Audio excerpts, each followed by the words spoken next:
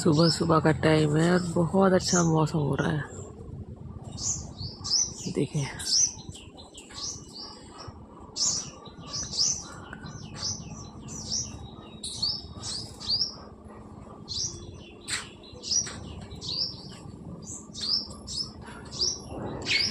यहाँ पर ना लगभग 8-10 दिन से बारिश नहीं पड़ी है।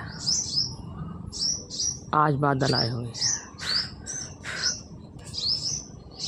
वैसे बरसात के मौसम में ना मैं यहाँ पर आती नहीं हूँ पेड़ों में। मुझे ना बहुत डर लगता है, ये तो बरसात के कीड़े वगैरह निकलते हैं ना, मुझे बहुत डर लगता है। अरे देखें अनार भी तो आ रहे हैं।